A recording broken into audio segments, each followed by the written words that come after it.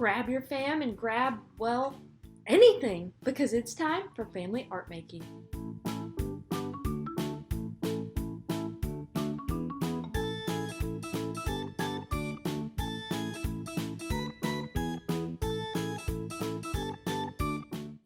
What's up, Ringling fam? It's Kallie, and it's week 2 of Fam for July.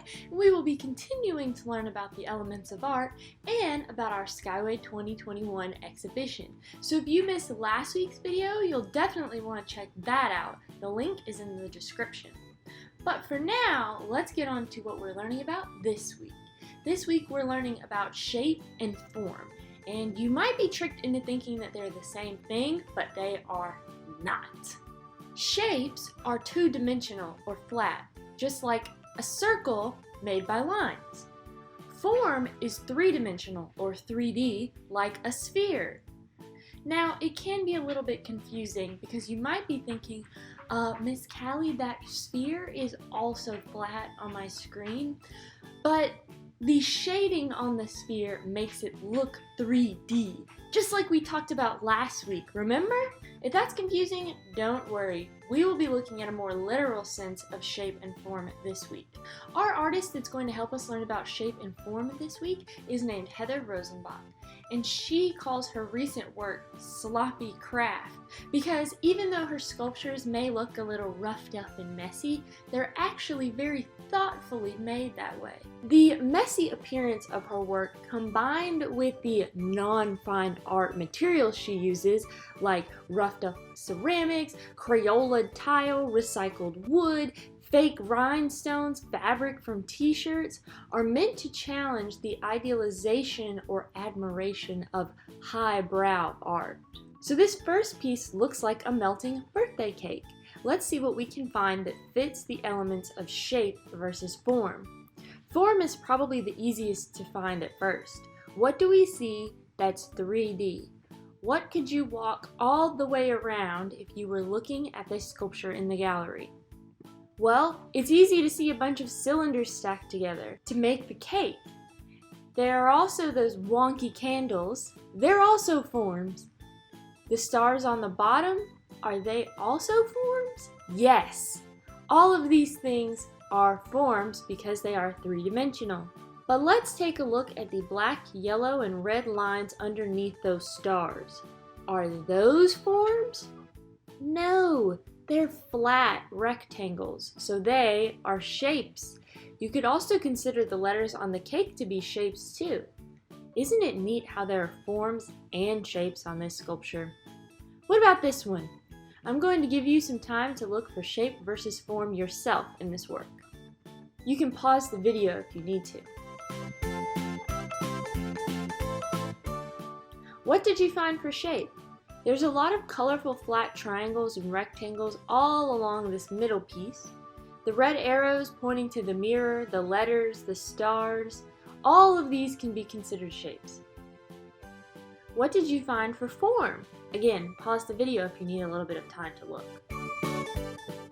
I see these chains hanging down, actual chains, the gold fabric around the edges, the rhinestones. All of these are forms. If you were to see them in the gallery, you could walk all the way around them, if the painting wasn't hanging on a wall. But what about that soup can or the bird drawings? Do they have shape or form? You could say they have form. They are flat, but they look 3D thanks to the shading and the light reflections drawn on them, just like we learned about last week with value. The artist used value to make these drawings look like forms. But they are made of shapes as well. The bird's eye is a circle. The can has red and white squares. So this work also has both. Also, do you see my reflection in this picture? Does my reflection in the mirror count as shape or form? That's a tricky one. Something to think about. Today, we'll be making our own sloppy crafts with shapes and forms. Now, you could do like Heather Rosenbach and make it messy on purpose. Give it a reason that it's messy. Do you want to defy highbrow art like Heather? Or do Do you want to just make it messy because it could be fun to make a little bit of a mess? It's up to you.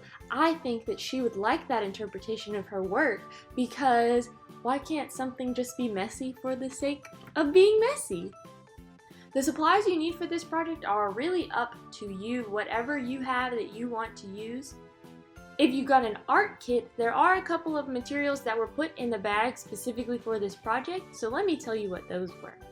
You have some model magic, you also have some fake rhinestones, pieces of different colored fabric, a few pom-pom balls, and some sparkly pipe cleaners. If you want to find things around your house, go for it. Our artist used all kinds of materials, so take a look around, see what you have that you could use to make your sloppy craft. I decided the theme for my sculpture was going to be Embrace the Mess. I liked the form of a cake that she used before, so I decided to do one as well. So I started off with model magic, forming those into the layers of the cake.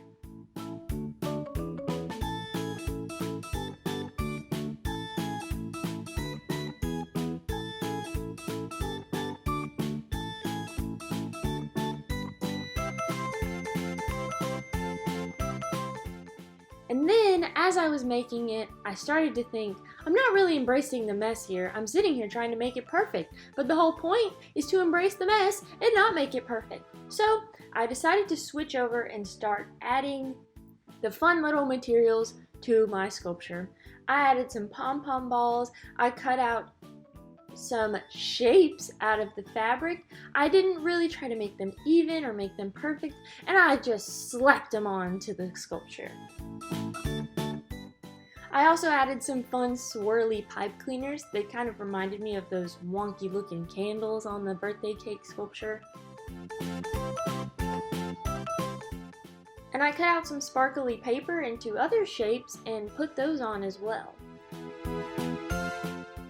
I also added a little sign that said "Embrace the Mess" on the front. The whole point of my work is that sometimes your works won't turn out the way you want them to, but that's okay. Just keep trying, or embrace the mess like I did today. I didn't even try to make it perfect. I didn't have a plan for this. I just started going, and this is what happened.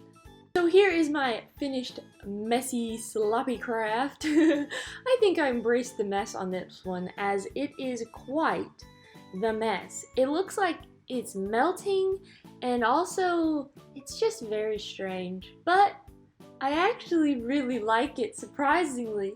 I was afraid that at the end of it I'd look at it and go, they're all gonna think, Miss Kallie, is that the best you can do? Well, maybe it's not my best, but I still like it a lot. And I think that's an important lesson today, along with our lesson about shapes and forms, is that sometimes when you're making art, you just need to embrace that mess. Who says that art has to be perfect? Who says that art has to be expensive? We can use model magic and sparkly pipe cleaners to make something fun. I say we just have fun. That's the most important part of our art making. So, if you would like to send me a picture of your sloppy crafts, whatever they may be, and maybe include a little bit about how it made you feel to make something that wasn't perfect, or maybe you want to tell me a little bit about what your sculpture is supposed to be, you can do so on the Ringling Facebook page, the Family Programs Facebook page, or send us an email at education@ringling.org. I love to see all of your different artworks, and just so you know, sometimes I also share them with our curators, which are the people who decide what art goes up the museum. So lots and lots of people at the museum and all of your Ringling fam at home love to see your artwork. And don't forget, we don't take 3D objects or forms into the community gallery, but what you can do is you can take a nice picture of your form. Maybe you want to hold it up and pose with it, or you just want the sculpture itself. You can take a picture and send that to us to our email, webfamily@ringling.org, and say that it's for the community gallery. Just remember to fill out that form that's online when you do.